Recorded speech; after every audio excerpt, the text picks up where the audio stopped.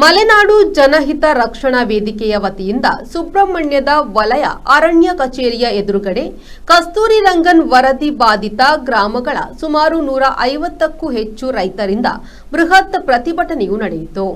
ಸಭೆಯನ್ನು ಉದ್ದೇಶಿಸಿ ಮಾತನಾಡಿದ ಮಲೆನಾಡು ಜನಹಿತ ರಕ್ಷಣಾ ವೇದಿಕೆಯ ಸಂಚಾಲಕ ಕಿಶೋರ್ ಶಿರಾಡಿ ಅವರು, ಪರಿಭಾವಿತ ಅರಣ್ಯದಡಿಯಲ್ಲಿ ಸೇರಿಸಿರುವ ಸರ್ವೆ ನಂಬರ್ನಲ್ಲಿ ಸಾರ್ವಜನಿಕ ಕಟ್ಟಡಗಳು ಹಾಗೂ ಕೃಷಿ ಭೂಮಿಯನ್ನು ಅರಣ್ಯ ಇಲಾಖೆಯವರು ಹಾಗೂ ಕಂದಾಯ ಇಲಾಖೆಯವರು ಬಿಟ್ಟುಕೊಡಬೇಕು.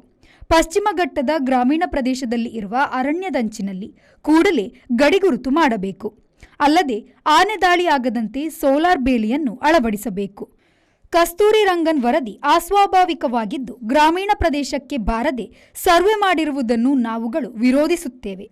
ಈಗಾಗಲೇ ಅಕ್ರಮ ಸಕ್ರಮದಡಿಯಲ್ಲಿ ಅರಣ್ಯದಂಚಿನಲ್ಲಿರುವ ನಿವಾಸಿಗಳಿಗೆ ಹಕ್ಕುಪತ್ರ ವಿತರಣೆಯಾಗಿದ್ದು ಅದನ್ನು ಅನೂರ್ಜಿತಗೊಳಿಸುವ ಬಗ್ಗೆ ಕೂಡ ಅರಣ್ಯ ಇಲಾಖೆ ಹೊರಟಿರುವುದು ಖಂಡನೀಯ ಎಂದರು.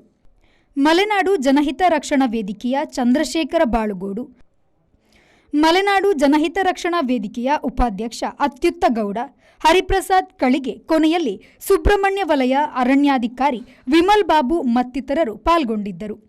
ಸುಬ್ರಹ್ಮಣ್ಯ ಪೊಲೀಸ್ ಠಾಣಾ ಉಪನಿರೀಕ್ಷಕ ಕಾರ್ತಿಕ್ ಅವರು ಪೊಲೀಸ್ ಬಂದೋಬಸ್ತ್ ಏರ್ಪಡಿಸಿದ್ದರು. ದಿವಾಕರ್, ವಿ4 ನ್ಯೂಸ್, ಕಡಬ.